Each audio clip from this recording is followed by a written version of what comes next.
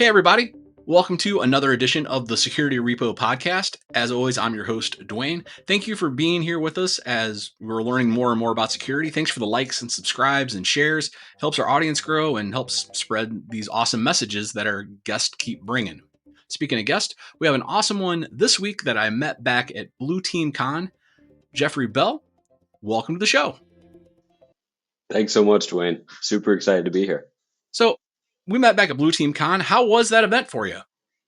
It was awesome. It was my first time in like the real downtown of Chicago instead of like being in the suburbs. So yeah, it was just really pretty being by the water, really good food. Yeah, that's as an East Coast kid, like Chicago always seemed out of reach. So it's nice to be able to go there when you're an adult. Excellent, man. I love it here. This is where I live and that's where I'm based. So let's learn a little bit more about you. So how did you get into security? What's your background? Yeah, so I've been in security for going on about 7 years now. I started just something I took in high school. I took a computer science class, AP Computer Science, did horrible in it. But through that kind of failure, I started getting curious about things. And yeah, in college, I majored in computer science, specialized in cybersecurity. And I've just been continuing to work at it. And yeah, now I'm a principal information security engineer at a pharmaceutical intelligence company. I write for my blog and kind of my personal time, catchingfish.com. But yeah, I'm just super passionate about it. Like I said, I am not a coder by default, as my high school teacher would tell you, but I've kind of hiked and climbed my way to where I'm at. And yeah, I'm really proud of where I'm at today. Excellent, man. So back at Blue Team Con, you gave a really interesting talk around the naming conventions of adversarial groups. And I've never heard anybody talk about that before. So what was the impetus there? Like, why that topic? Yeah, it really just stemmed out of curiosity. I started the threat intelligence program at my company, and in doing so, we have to classify different threat actors that we think might be interested in attacking a company, right? So part of that effort is really trying to understand, okay, what makes up an adversary, right? Are they a criminal group? Are they a nation state group? Are they just a hacktivist? What's their motivation, right? And then in doing so, you start to kind of realize different like patterns, right? However, depending on the security vendor, your CrowdStrike, your Mandiant, your Palo Alto, your Microsoft, whatever you go with, they're going to name that threat actor a different thing because each of these vendors have their own kind of taxonomy, their own kind of ontology about how they classify these different threat actors. And what I realized pretty quick was like, it's very hard to find out if you're talking about the same threat actor, even though let's say scattered spider, for example. Scattered spider is called scattered spider.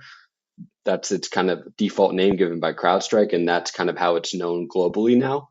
But scattered spider is also called different things depending on the vendor that's tracking it. For example, Palo Alto calls scattered spider roasted octopus, right? And so on and so forth for these all different vendors. But in reality, scattered spider is a group of kind of threat actors who carry out these very sophisticated social engineering attacks. So it's funny how we've kind of given a name to something that in reality is just a group of people, and that name has kind of permeated all the way to the surface now to be globally known as one thing, when in reality, a vendor just made up the name. But let's dig into that a little bit. Like, why are they arriving at these different names? Isn't there like CVEs have a pretty standardized naming convention? Like, we found a vulnerability, we're going to slap a CVE number on it and then write the report a certain way. And it doesn't seem that's the case, at least not in the beginning with these groups. So, why are they arriving at different naming conventions? Yeah, that's a great question. And really, it comes down to two things. One is marketing, and the second is kind of commercialization. So, first, when it comes to marketing, you want a name that kind of pops, right? A name like Scary Spider, ooh, that's something that is ready for the dinner table to talk about. Thanksgiving table's coming up, or actually just passed, so that's something maybe you guys talked about the Thanksgiving table. So same kind of thing. You don't want a name. Personally, I wouldn't want a threat actor name like APT 1753565 ABCDE, right? That's kind of hard to remember. And as humans, we kind of go for those kind of very easy to remember patterns, right? Same thing with Scarlet Spider. It's easy to remember. So as a result, companies like CrowdStrike are kind of more inclined to name things that are easy to remember, easy to kind of recall at 3 a.m. when you're doing an incident. And then on the kind of the other spectrum of that, we have the commercialization. different than kind of what we see with CVEs and vulnerability in total. Unfortunately, a lot of threat intelligence has kind of become privatized as there's more ability to buy different threat intelligence feeds, kind of all these different products out there for threat intelligence. That's kind of really siloed the market in ways that really we didn't see with CVEs and vulnerabilities. Instead of it kind of being an open source community collaboration project, it kind of turned into something like, hey, I'm developing this intelligence program. I do it this way. This is how I classify my adversaries. This is how I identify clusters. And that's kind of just stayed in that kind of pocket. And every kind of vendor has done that. It didn't really start out that way in the origins of threat intelligence being kind of a militaristic kind of capability, but it's unfortunately kind of came that way in the private sector. So it seems like as these organizations are glomming onto their own naming convention, they're going to keep that name for that group no matter what other information gets discovered out there. So it's almost a we're going to report, you decide if it lines up with these other groups rather than saying, hey, after some study, we agree with Microsoft for CrowdStrike that it's this group, but we're not going to rename ours. So it's almost a we report, you decide model. Isn't that just making it more confusing for the end user that's trying to secure their stuff? Yeah, 100%. It definitely is. What happens now is because of how expensive these kind of threat intelligence feeds are, you really, as an end user, you can only buy one, right? So you're either going to buy Mandiant or CrowdStrikes or Palo Altos or Recorded Futures, right? And then once you use it, once you purchase whatever tool, you're only going to use that feed. So if you use Recorded Future, you're going to call it Scarlet Spider, Red Delta, or whatever their name is. But if you're using CrowdStrike, you're going to call it Scarlet Spider. Or Palo Alto, you're going to call it Roasted Octopus. What that means is you're kind of saying, you're putting a stake in the ground saying, I am seeing this adversary as what CrowdStrike says it is. I'm not seeing as record a future reports it as, Palo Alto, Microsoft, whatever.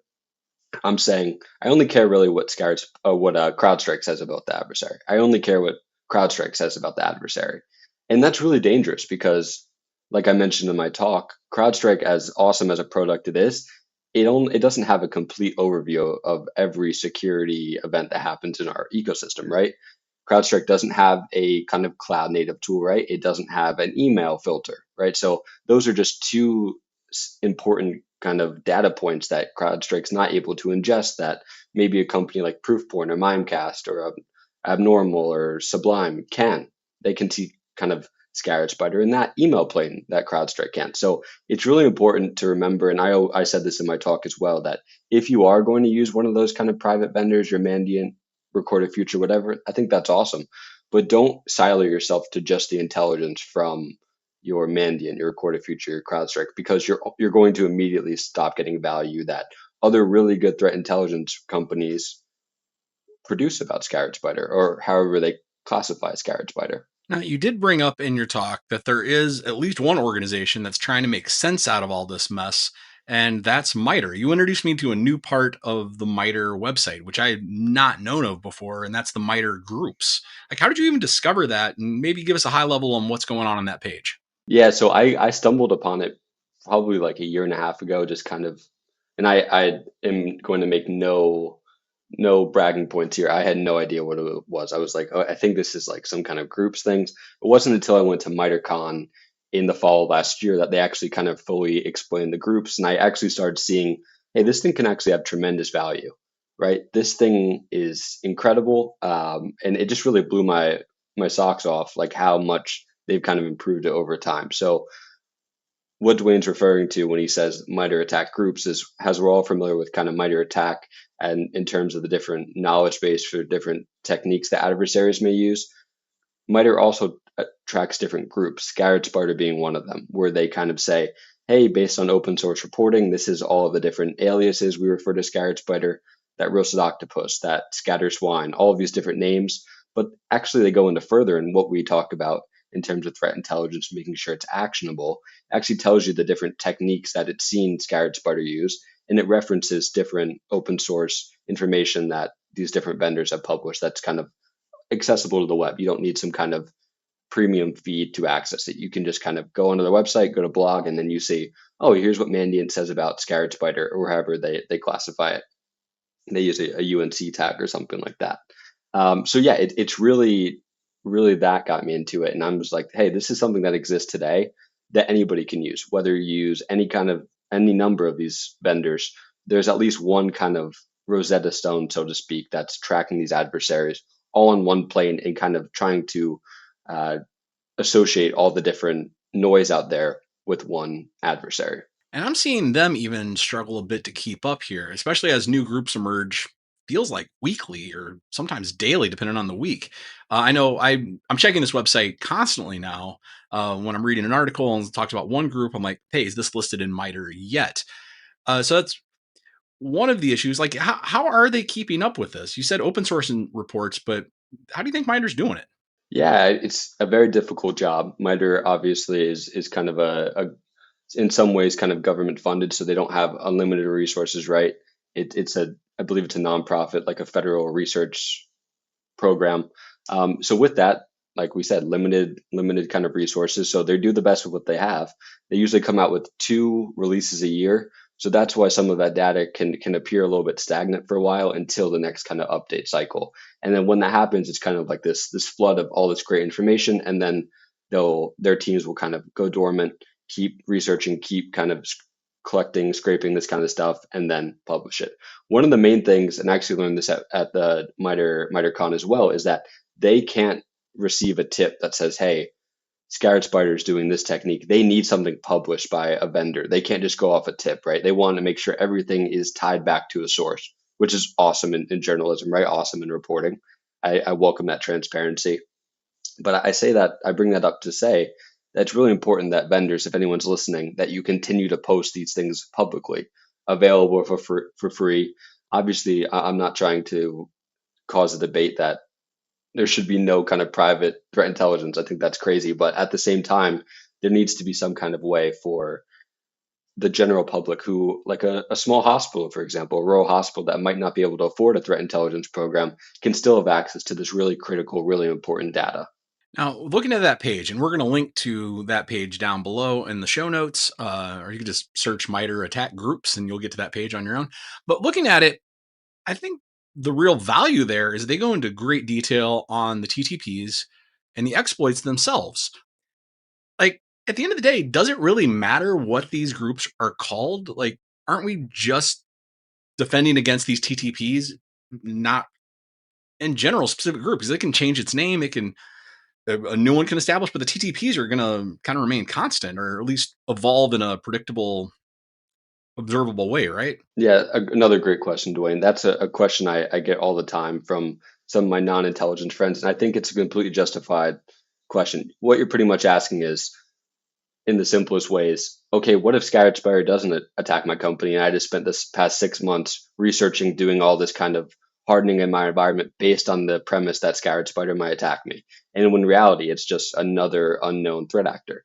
So the first thing I would say is a lot of times threat actors kind of, they're like sheep, right? They'll kind of piggyback on whatever the big adversary is doing in the moment. So that is to be said that if you are tracking Scarlet Spider and you're hardening your environment around Scarlet Spider, I think that can't hurt anybody, because it's not like Scarlet Spider is doing completely different things than a kind of ransomware operator like Chilin or Play.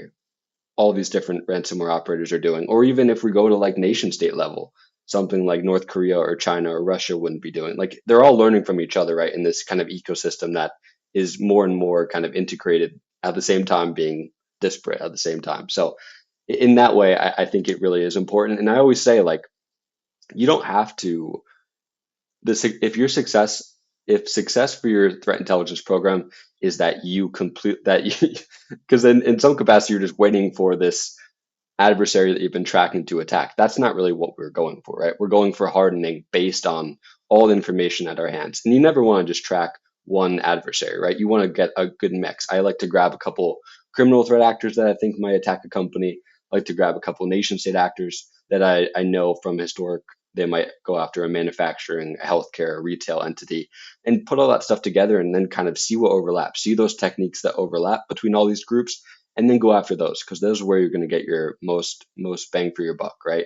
You don't have to kind of generate this program where you're just focusing solely on one adversary, because what's that expression? If you aim small, you miss small, right? So cast a wide net, understand that this isn't going to be some kind of perfect science, and that in doing so and kind of hardening your environment against these different techniques that multiple adversaries associated with your company might go after, it's only going to benefit you.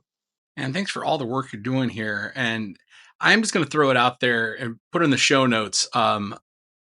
During your talk, and actually right after your talk, I decided to vibe code a um, plugin for Chrome that literally just calls the Open API on the MITRE site. So all it does, very simple. You could probably build a better one than I could, but I have been using that literally as I read, dark reading and bleeping computer and all those other sites. And I'm running into a group I don't know. That's the first thing I do. Hit my little plugin and see, hey, who else is this and what TTPs are associated with it. But I wouldn't have done that without your awesome work. So thank you. We are getting to that point of the show where we're going to ask you the 4 questions we ask all of our guests to get to know you a little bit better and get some advice from you. So, first up, what's your all-time favorite security command line tool? Again, like I introed in my in the beginning of the presentation, I am not a coder, so I'm very comfortable with PowerShell. I know that some people might say that's not a security line tool, but hey, I would say it has the CMD lits to back it up. So yeah, PowerShell is definitely something I would, yeah, like any kind of like script interpreter, Bash, Python, like I can chat GPT my way through it, no issue at all. And one thing just to say, Dwayne literally made that within 3 minutes, and it actually blew my mind how incredible that extension worked. So he's not lying. Definitely check that out. All right, so you have been a hiring manager across your career. What is your go-to question when you're interviewing someone for a security position? Yeah, I really like to keep it simple. Usually the first question I always ask is, what got you an interest in security? And if they're coming into security as like an entry level position, what got you interested in technology? I love that question because it kind of just like breaks the ice. You're not starting off with anything crazy. You're just starting off with someone with a question that kind of explains someone's passion. Because, like Dwayne, this industry, technology in general, it requires that kind of passion. It requires continuous learning. It requires you to have bad days and good days with it, days you're frustrated. So I love to kind of hear what got people interested and what more importantly got people to stick around in security or technology past the first day. Very good, man. All right, best advice, worst advice. What's the best piece of security advice you've ever heard out there or that you're currently hearing? MFA. It sounds simple, but you would be shocked how many adversaries or how many just attacks in general you can avoid by just having MFA on everything, whether it be corporate accounts, whether it be your bank, whether it be your PayPal, like anything that has MFA, put it on there. It's only going to help. Like I wish I could sit here and tell you do this crazy thing to prevent 0 days on your router, but honest to God, like having MFA will just make you a harder target, and the adversary might decide to go after somebody else instead. And what, on the flip side, is the worst advice you think you've ever heard out there? Yeah, Dwayne. So I'll kind of maybe not traditional question, but when I was an intern, I remember that somebody kind of told me one time, like it was probably my first or second week being an intern in security, and they told me like, "Didn't you go to school for this? Like, how do you not know how to do this?" And that has stayed with me the whole time. I have no ill will towards the person who said that. But yeah, that was just the worst thing I think I could have ever heard in that moment. And I made it my kind of mantra in my career to make sure no one ever feels that way. No one ever feels lost. No one ever feels like they're behind the curve. Because at the end of the day, we're all just trying to learn. We're all just trying to protect, make ourselves better. So yeah, I would say that was the worst thing I ever heard. And I made sure I made myself better because of it. Thank you so much for being here. We always like to give our guest the final say. So, Jeffrey, if there's anything else you want to get off your chest, anything else you want to plug out in the world, this is your chance. Yeah, thanks so much, Dwayne. I would just say check out my website, catchingfish.com, or check me out on LinkedIn as well. I'm someone who really cares about the security community. I'm always happy to ask questions, whether you're way more advanced than me or just trying to get into cybersecurity. I'd love to kind of see where you're at. So check out my blog. I write a lot about different kind of things, whether it be threat intelligence, ransomware, malware, or just kind of my horrible AI experience trying to predict some NFL scores this season, which is currently not above 50%. So we're going to work on that. But yeah, that's all I got. Thank you so much for being here. And thanks everybody for tuning in to another episode, for liking, subscribing, and sharing out there so we can all stay a little bit safer. Thanks so much. Thanks.